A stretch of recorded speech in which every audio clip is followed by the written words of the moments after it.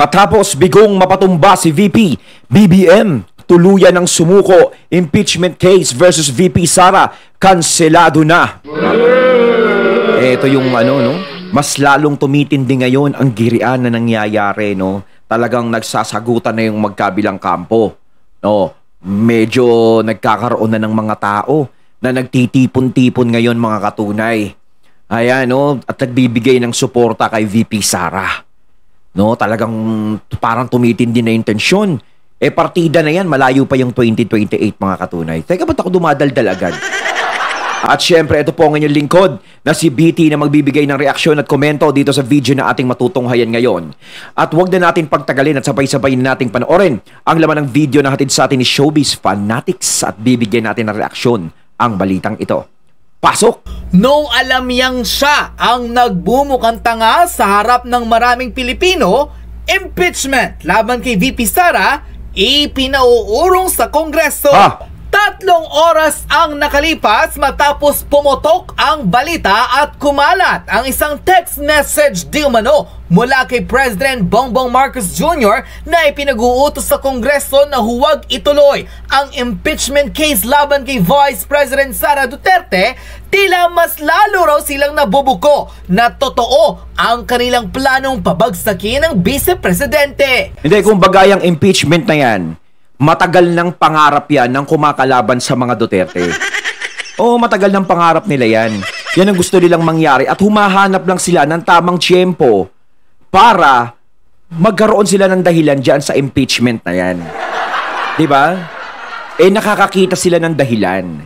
Eto, nakita nila yung dahilan. Siyempre, yung nadala ng bugso ng damdamin si VP Sara. Yung nakapagsalita siya ng medyo may foul o sige. Pero ako naiintindihan ko kasi yun eh. Galit ang isang tao. Lahat tayo kapag galit tayo, sobrang galit natin. Lahat pwede nating masabi. Lahat pwede nating magawa. 'Di ba? Minsan matatauhan ka na lang eh. 'Di ba na? Uy, nasabi ko ba 'yun? 'Di ba may mga ganong tao? No? Ngayon, yung impeachment na yan, sinasabi ko nga kanina, pinapangarap talaga yan. Kasi once na mawala si Vice President Sara Duterte at ang pumalit ay katropa pips nila ng mga, alam nyo na, wala na. Everything is under control na. Wala nang kokontra. Wala nang kontrabida. Para ganun, kontrabida sa kanila si VP Sara eh. Pero ito, biglang inurong ni PBBM. Ayun nga, nababalitaan natin na pina-atras yung impeachment case o yung impeachment laban kay VP Sara. Na tama naman. No? Kasi alam nyo ang mga Duterte, humihiling yung mga tao, yung mga DDS. 'Di ba na, impeach na yan si Bongbong Marcos. Tanggalin na sa serbisyo yan, tanggalin na sa pagiging presidente. Pero hindi umaayon si Tatay Digong doon. Ang sinabi ni Tatay Digong, hindi ka bababa. Diyan ka lang. 'Di ba? Pero ipagpatuloy mo yung trabaho mo, ayusin mo. 'Di ba nagkaroon ng payo? Eto naman, parang napaka-unfair naman kasi, no? Kapag tinanggal nyo si VP Sara, is makikita kung ano talaga ang hinahabol ng mga tao na yan. Diba? Makikita, yan lang naman ang gusto nyong mangyari. Yung mawala ang Duterte, mawala sa landas nyo ang mga Duterte para walang malakas na makalaban. At makontrol kung ano ang kapangyarihan. Dahil kapag ang mga Duterte ang nanalo, siguradong ma-open ang mga hindi dapat ma-open. Diba pag naupo sa Malacanang ang mga Duterte at si Sara Duterte, kaya mas maganda na rin is lumalaban na lang ng parehas. Ano naman ngayon kung nakaupo si VP Sarang Vice President, nakaupo si PBBM na Presidente? Di ba? Maganda nga yun eh. Nagkikitaan sila ng kung ano yung pagkukulang. Kung may pagkukulang kay BBM, na sinasabi si VP Sara, bakit hindi po na ni PBBM? Yung pagkukulang na yun, bakit hindi niya ipakita sa mga tao? Hindi niya ipakita sa mga Duterte kay VP Sara na ang sinasabi sa kanya ni VP Sara ay mali. Patunayan niya. Maglingkod siya sa mga tao ng tapat bilang presidente. Tumayo siya sa sarili niyang paa bilang presidente. Magdesisyon siya sa sarili niya bilang presidente. Yun. Kung may nakikita ding mali kay VP Sara, mas pagbubutihan pa ni VP Sara kung ano yung nakikitang mali sa kanya. Ibig ko sabihin, hindi yung mali ang pagbubutihan Mas pagbubutihan niya kung ano yung mali na nakita at itatama niya. 'Di ba? Mas maganda nga yan yung kritisismo. Kasi yung wala kang kritisismo na makukuha, Siguro dyan sa pagsasabi ng Pangulo na inaatras niya ang impeachment kay VP Sara, pinipigilan niya, malamang ko, nagkakamot ng ulo siguro yung mga congressman. Lalong-lalo na Trillanes. Alam naman natin yung mga yan. At lalong-lalo na si... Di ba? Magandang laban yan. Ipakita natin na hindi tayo unfair. Di ba, sa mga nangyayari? No? Sa halip na purihin at pasalamatan dahil sa di umunay ginawa nitong pagpigil sa mga mambabatas na maghain ng impeachment complaint laban kay VP Sara, mukhang mas lalong na-triggered ang taong bayan at sinabing wala raw maloloko si President Bongbong Marcos dahil iurong man raw nila ngayon ang kaso laban sa Vice Presidente, hindi raw mababago ang totoong pangyayari. Yun ang sinasabi ko. Yung tiwala ng taong bayan ay nawala na. Dahil simula pa yan dati. Simula na nagkakaroon ng issue ang administrasyon. Ang hirap na kasing kumpunihin yan Kung yung taong bayan ang lalambingin mo ngayon, ang laki na nang nangyari. Pero kung nung una pa lang is pinigilan na yan, no, pinansin na yan, inayos na yan, kung ano man yung problema, na maliit pa lang, wala saan ang problema. Kaso nga lang yung apoy, di ba? Maliit na apoy. Gapalito lang ng posporo yung apoy dati na pwede mo pang hipan, mamamatay na. Diba? Papipigilan mo. Ngayon, hindi na. Kumakalat na yung apoy. Kaya mo pa bang hipan? Hindi. Kailangan mo pa ng sambayan ng Pilipino para mapatay yung apoy. Kailangan magtulong-tulong pa. Diba? Kung kailan malala na ang apoy, saka naggaganito. Na pwede naman sanang gawin nung umpisa pa lang. Natuluyan ng nawala ng tiwala ang maraming Pilipino, lalo na ang mga botante. Sa nasabing viral message, tila kinumpirma raw ni President Bongbong Marcos na hindi nila itutuloy ang mga di umunay impeachment cases laban kay VP Sara dahil sinabi nitong unimportant raw ang Vice Presidente at gusto nilang mas mag-focus sa pagtulong sa maraming Pilipino. Ngunit sa halip na paniwalaan, tila pinagtawanan lang at tuluyang araw binuko ni President Marcos ang kanyang kaduwagan dahil sa naging message nito, nagpapatotoo lamang raw na totoo talaga ang planong patalsikin si Para sinabi, no, hindi importante naman si Sara Duterte, bayaan nyo na yan.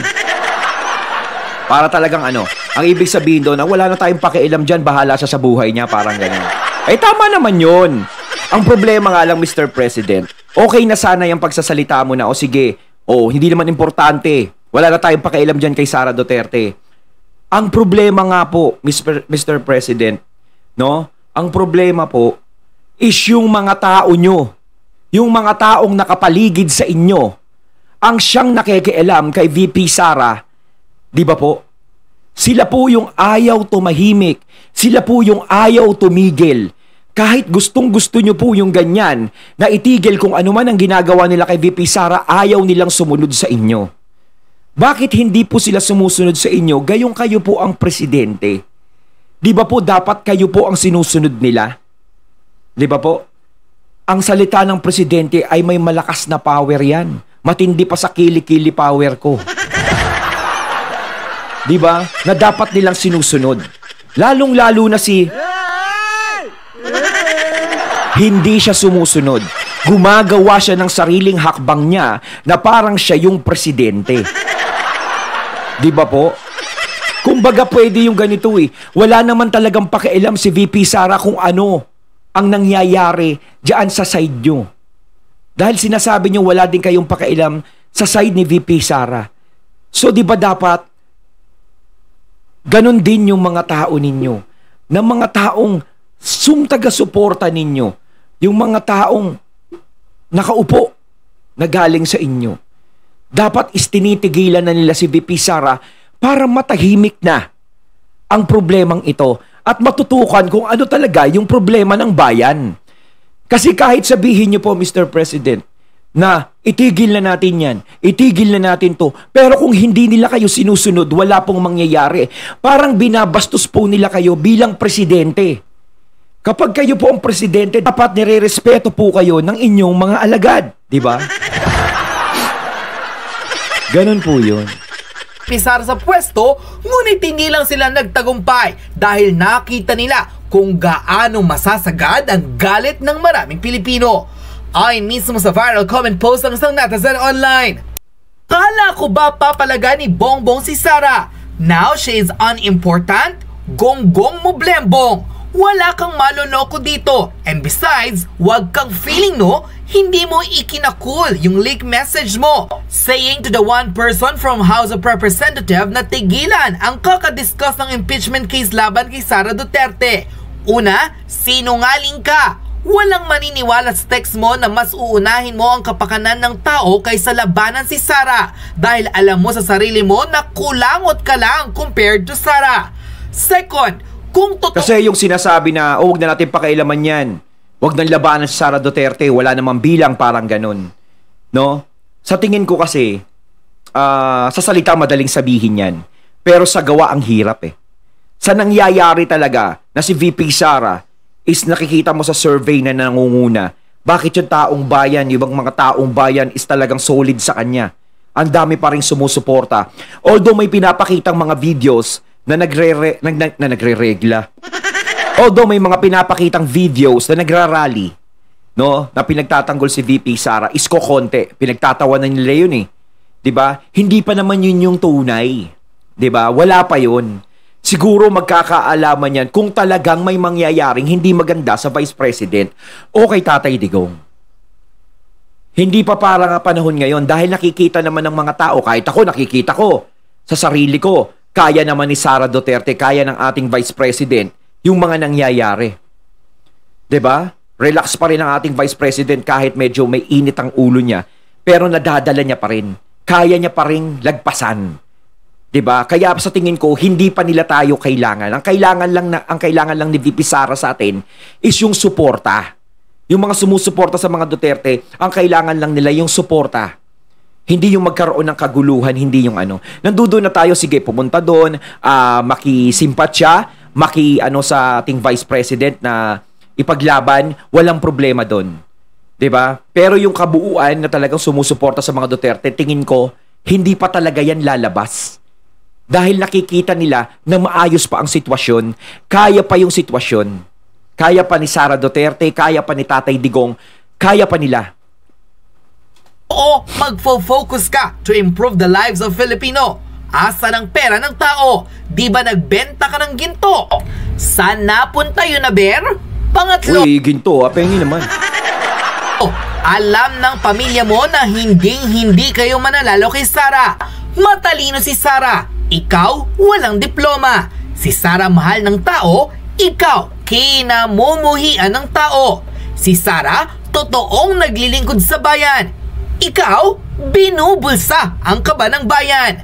Si Sara may mga hawak na ebidensya laban sa iyo at sa buong angkan mo. Kaya wala kayong magagawa kundi ihinto ang imahinasyong patalsikin siya sa pwesto dahil alam nyong hindi nyo mapapatumba si Inday. Yung tatay niya na nagsabi, be careful with that woman. Kaya niyang labanan ang taong pilit siyang pinapamagsak. Ang huling taong kinalaban siya, sinigurado ni Inday na maghihirap ng 1 bilyong piso at tiyak matatalo sa kaso. So wag kang mag-emote na parang concern ka sa tao at ayaw mo ng gulo. Yung sinasabi ko kaya ni VP Sara yan. Chicken feed niya yan. At saka nakikita naman natin kay VP Sara, ayaw niya naman ang mangyayaring ganito. Yung mga taong bayan ang madadamay sa kaguluhan. Hindi rin gusto ni VP Sara yon. Hanggat maaari, siya na yung humaharap. Siya na yung nagsasalita. No? Alam ko, kailangan lang ni VP Sara sa mga taong sumusuporta sa kanya ay yung suporta. Yung makikita niya at madidinig na nandiyadyaan lang kayo. Na nandiyadyaan lang lahat ng mga taong naniniwala sa amin at hindi kami iniiwan. Yun yung maganda ron. Talunan ka ever since. So hindi mo kami madadala sa pa-control effect ayun mo na yan. Kita nyo, bumait na si PBBM dyan. Diba? Kaso nga lang, syempre, ang hirap ng paniwalaan sa taong bayan na hindi naman natin sila masisisi kung bakit sila nagkakaganyan. 'Di ba? Kung bakit hindi sila naniniwala sa sinasabi ni PBBM. Dahil syempre, nagsimula nung eleksyon, yung nangyari kay VP Sara, nung iniwan si VP Sara hanggang sa kasuhan ng kung ano-ano ang mga Duterte na hindi naririnig kung ano ang panig ng presidente, hindi man lang nagsasalita na ipagtanggol ko to si Sara Duterte kasi malaking utang na loob namin dito kahit papaano, natulungan kami nito. 'Di ba? Sinuportahan ako nito. Wala tayong nadinig na gano'n sa sa presidente pala. Sorry. Kaya medyo hindi natin masisisi yung taong bayan na sumusuporta sa mga Duterte kung bakit sila nagkakaganon. Kung bakit sila hindi naniniwala sa kung anumang statement ang ilabas ng Pangulo para kay VP Sara. Yan, akala mo ba titigilan ka ni VP Sara dahil sa ginawa mong yan? Well, good luck! Si Sara Duterte ang taong hindi ka tatantanan hanggang hindi ka nagbabayad sa kasalanan mo sa kanya. Ay ako tingin ko, 'di ba? Si VP Sara kasi matapang eh. Mabait ang mga Duterte kung mabait ang ipapakita mo sa kanila. Pero kapag tinuring mo silang kaaway, talagang kaaway kanila hanggang dulo. Ito nga yung pelikula ni FPJ tsaka ni Vic Vargas ba yun, mga katunay? Correct me if I'm wrong. Yung mabuting kaibigan pero masamang kaaway. 'Di ba? Sa mga tao niya at sa mga Pilipinong kinawawa mo dahil wala kang ginagawang matino. Bottom line, umatras si BBM na may mag-file ng impeachment complaint laban kay VP kasi ang kahihinatnan niya, siya pa ang mapapatalsik sa pwesto at si Sara ang magiging Pangulo. Kasi kung ma-impeach siya si VP Sara, kung ituloy nila yan, malamang ko dyan din maglabasan yung mga taong susuporta kay VP Sara eh. 'Di ba? Hindi rin papayag yung mga tao na ganun. Hindi pa pwedeng kayo yung magdesisyon. Dahil 32 million ang bumoto dyan, mas mataas pa ang boto niya sa presidente. You know what I'm saying? 'Di ba? 32 million, ang daming bumoto sa kanya. Kahit tapyasin mo pa yung mga loyalista ron, is malaki pa rin yung boto ni VP Sara. Mas malaki pa sa boto ni gakulangot lang yung kay Yeyeyoyoyo. Gakulangot lang yun. Sa botong nakuha ni VP Sara kahit tanggalin yung mga loyalista doon. 'Di ba? Taong bayan ang nagluklok kay VP Sara, hindi kayo. Taong bayan ang may karapatan na magtanggal kay VP Sara, hindi kayo. Sa inyo marahil may nagagawang hindi maganda si VP Sara. Nasa nakikita nyo, may nagagawang hindi maganda. Kaya nyo gustong i-impeach. Pero bakit sa taong bayan walang nakikitang hindi maganda kay VP Sara? Bagkos ay lalo pang sumusuporta sa kanya.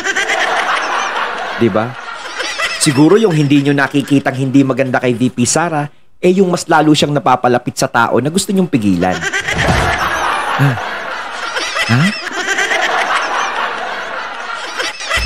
Anko, narito at panoorin ang full report kung saan matapos kumalat ang message ni President Marcos Jr. na pinatitigil di umano ang impeachment complaint laban kay VP Sara, maraming Pilipino hindi na raw magogoyo ng Pangulo.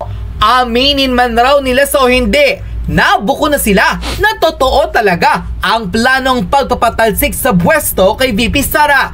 Ngunit nang malaman nilang nagalit na ang taong bayan, mismong ang Pangulo ang nabahag ang buntot at natakot sa Vice-Presidente.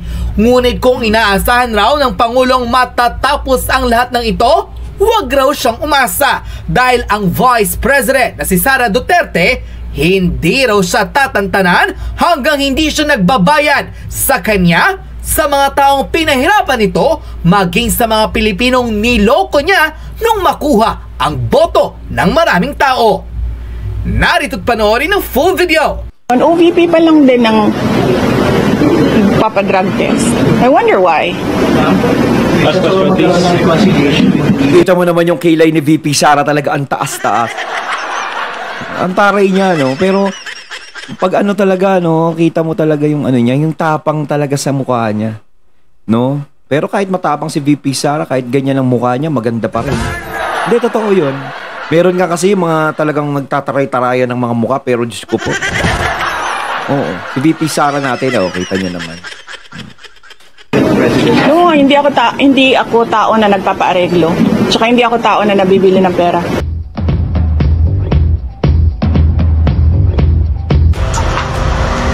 So, ito na nga. Ito yung latest.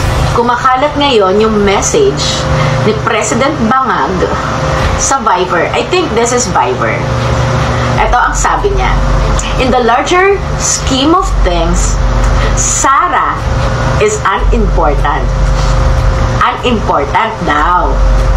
Sige, magko-comment tayo dyan mamaya sa unimportant. Unimportant. So please, do not file impeachment complaints. It will only distract us from the real work of governance, which is to improve the lot of Filipinos. O yun, it will distract us. Ayun naman pala eh. Yung sinasabi.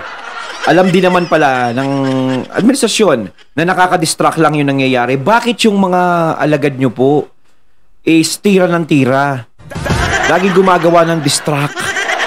Di ba dapat hindi sila nakaka-distract? Dapat tinitigil nila yun. Di ba? Kasi imbis na yung Pilipino, yung mga taong bayan, ang pansinin nila, ang pinapansin nila lagi si VP Sara, Tatay Digong, si Kibulo, si ganito, si ganyan. Diba? Talagang dati pa talaga nagkakaroon na ng distract na yan. Diba? Kahit kayo, syempre, Mr. President, kahit kayo, gusto nyo nang itigil yan para hindi makadistract sa paglilingkod nyo sa taong bayan. Ayun nga, kahit sinasabi ko nga kanina, kahit na kayo ang may gusto ng ganyan at gusto nyong gawin yung ganyan, na itigil na yan at maglingkod na lang kayo, kahit sabihin yung kayo gusto nyo, paano nga po yung mga tao ninyo? Yun nga po ang problema eh. Kahit sinasabi nyo na sa kanila yung ganyan, ayaw pa rin nilang tumigil. Diba? Dapat ho talaga siguro iswetohin nyo sila. Mas maganda yung ipakita nyo sa kanila na hindi nila kayo dapat kayang-kayanin kasi kayo ang presidente. Diba? Yung tapang ng pagiging apulakay po dapat siguro ang ipakita ninyo. Kasi parang ang nangyayari, sila yung nagiging bida, kayo yung nagiging extra. Ibig ko sabihin, yung alagad nyo, siya yung nagiging bida. Parang nawawala kayo sa eksena. Kaya dapat yun talaga ang ayusin. Kaya nga ngayong panahon na to, sinasabi nga ng ilan, hindi nila malaman kung sino ang tunay na presidente.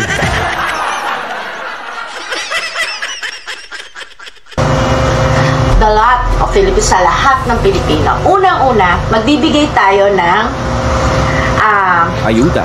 Opinion dun sa una niyang linya na sinabi. In the larger scheme of things, Sara is unimportant. Hello, bangag! Kayo ang unimportant. Romualdez, asawa mong pangit, at ikaw. Ay, ang bad mo. Walang ganyan, ha? Kayo ang unimportant dito sa gobyerno at isama nyo na yung mga congressman at mga congresswoman na alam mo yung walang utak sa kongreso.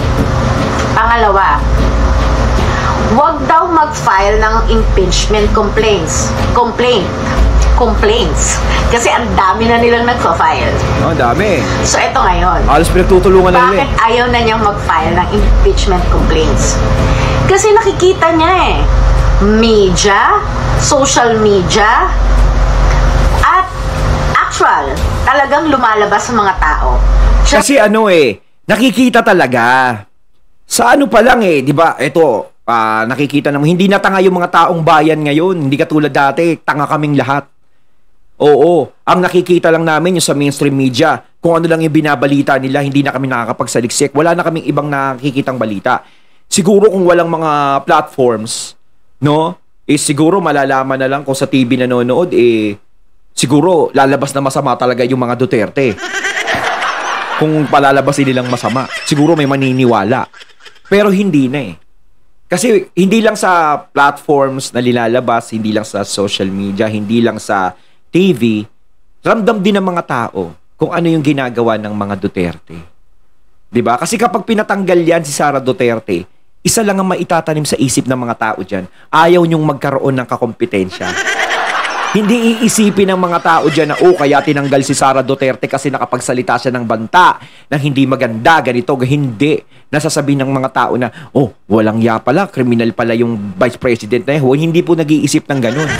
Ang iisipin nila, kaya nyo gusto siyang tanggalin para sa vice president para mamanipulan nyo yung ating bansa. Ganon ang lumalabas. Sa akin, komento ko lang ito. 'Di ba? Kung hindi nyo gagawin, di very good. Kung gagawin, Diba? As to protect VP Inday. Hmm. So talagang alam nila na pag sinagad nila si VP, lalabas talaga ang mga tao Luzon, Visayas at Mindanao. So natatakot sila. Eto, dito naman na tayo kapag nasagad dyan, yung sa impeachment real na yan. work of governance. Alam nyo ba kung bakit sila natatakot sa impeachment? Ha? Kasi sila ang babalikan ng mga tao. At pag sila ang binalikan ng mga tao, hindi nila maitutuloy ang mga plano nila sa Pilipinas. Napakadami pang perang gusto nilang kunin. Tsaka magkakagulo yan. Sigurado yan. Kita naman natin yan. Napakadami pa. Loto. Oy, magtira naman kayo dyan! Baka naman! Oh, nasa kanila na yung pera niyan. PhilHealth, nasa kanila na yan. Kaya ako yung sa PhilHealth. Wala bang ibang healthcare dyan, mga katunay? Message naman po kayo sa comment box, mga katunay. Baka may alam pa kayo ibang healthcare bukod sa PhilHealth. Yung malasakit yun, pwede. Yung bilyon, Maharlika funds, nasa kanila yan. Kaya kung ngayon pa lang, tutuldukan nyo si Inday, kayo ang tutuldukan ng sambayan ng Pilipino sa Pilipinas. Baka wala nang magbayad ng buwis. Paano ngayon yan? Yun ang mangyayari. Diba? Kaya huwag kayo Pag wala nagbayad ng buwis, iyak. Dito sa kanyang drama dito. Ang totoong pinoprotektahan niya rito ay yung asawa niyang pangit at yung pinsan niyang buhaya at siya na bangag. Grabe. Grabe si ate. Kaya wag siya magdrama-drama dahil nakaredy ang buong sambayan ng Pilipino sa mga pinaggagawa niyo kay Inday. Kayo ang nag-umpisa. Kami ang tatapos nito. Kaya wag kayong magpa-gaslight dyan sa Malacanang na kayo ang pinalalabas nyo, kayo pa yung mabuting tao. Wala na. Naniwala na kami sa kwento noong unang panahon na kayo ay magnanakaw. Dahil totoo naman na magnanakaw kayo. At sa mga media, ABS-CBN, GMA News, pumapayag kayo? Nautusan kayo ng mga boss nyo sa taas para pagtakpan ang kagaguhan ng administrasyong ito? Hindi, kapag hindi daw nila pinagtakpan, mapapa-shutdown sila. Alam na natin yan basta sa mainstream. Akala nyo ba hindi namin alam yung mga style nyo na hindi nyo binabalita? Yung mga pangit style nyo, bulok! na ginagawa ni BBM. Ang binabalita nyo lang, mga problema kay VP Inday. Buti na lang nandyan ang SMNI. Kaya nananawagan ako sa lahat na i-unfollow nyo ang GMA, i-unfollow nyo ang ABS-CBN at dun kayo mag-follow kay SMNI. Yes! Ako sa SMNI ako nakatune. Dun nyo po makikita yung transparency ng news. Yes. Eto, filtered na yan. Yung sinasabi ni Bangag, filtered yan. Kung babasahin nyo yan, on the safe side nila, proteksyon nila yan sa pagnanakaw nila. Lahat ng media ngayon bayaran. Kayong mga reporter, kung naaatin yung trabaho sana all bayaran.